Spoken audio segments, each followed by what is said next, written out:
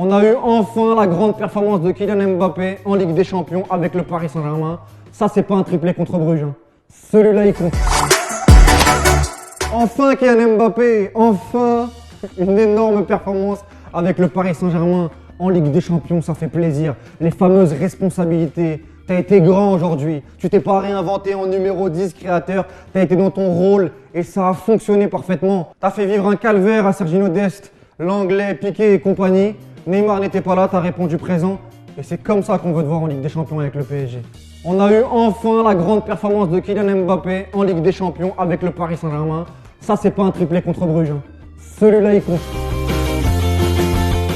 À notre top côté PSG, Marco Verratti, je commence à en avoir marre. À chaque match du PSG, on va devoir te mettre, Marco. Tu nous as fait rêver au milieu de terrain. Tu as complètement annihilé le milieu de terrain barcelonais qui était la force du Barça sur les dernières semaines. Tu as apporté du calme, tant fort, tant faible. Le ballon que tu mets à Mbappé sur le premier but, c'est un petit bonbon, c'est un chocobon, c'est un chocolat. En 2013 au Camp Nou, tu avais déjà fait une masterclass, celle-là tu peux la ranger juste à côté dans le placard. J'aurais même pu mettre Paredes au milieu de terrain qui a été impliqué sur 2 des 3 buts parisiens. Mais vous avez été monstrueux au milieu, à l'image du Paris Saint-Germain ce soir. Un grand coup de chapeau à Mauricio Pochettino, tu nous as fait rêver Maurice.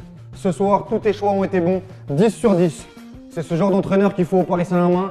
Calme, serein, le choix Moïse Kean à la place de Sarabia, le fait de sortir Gay à la mi-temps parce qu'il aurait pu prendre un rouge en deuxième, de mettre Verratti très très haut, de libérer Kylian Mbappé, le choix Icardi, Pochettino masterclass. Et c'est une très très belle carte de visite pour démarrer ton histoire au PSG. Avant de cibler quelques flops côté Barça, j'aurais pu faire toute l'équipe. Parce qu'ils sont complètement passés à côté de leur rendez-vous. Le Barça qui était plutôt intéressant sur les dernières semaines. Il n'y a pas eu de vie, il n'y a pas eu d'intensité, il n'y a pas eu 4-5 passes, il n'y a pas eu de maîtrise au milieu de terrain. Et j'étais très très déçu de Lionel Messi. Et j'étais très très déçu vraiment du rendu. Ils n'ont pas été au niveau d'une rencontre de Ligue des Champions. Si je dois cibler un flop côté Barça, c'est Ter Stegen. Parce que c'est pas la première fois dans ce genre de rendez-vous qui diffuse un petit peu la peur auprès de ses coéquipiers. Moi j'en peux plus sincèrement de Ter Stegen. Alors oui, il est très bon sur sa ligne. Mais il n'a pas le leadership nécessaire. Dans ce genre de rencontre-là, on l'a vu sur Florenzi, on l'a vu sur Icardi. Quand il sort, soit il sort pas, soit il sort trop tard. C'est très bien de rester sur sa ligne. Mais le Barça, surtout quand il joue aussi haut, il doit sortir. On l'a vu sur Florenzi, il sort pas. Sur Icardi, il sort mal. Et heureusement qu'Icardi ne met pas l'action. Et ça commence à faire beaucoup. Liverpool, la Roma, le Bayern, à chaque fois, c'est les mêmes choses avec Ter Stegen. Et ce soir, il est fautif. L'Allemand est fautif. Un dernier flop, Serginho Dest qui a complètement pris l'eau face à Kylian Mbappé.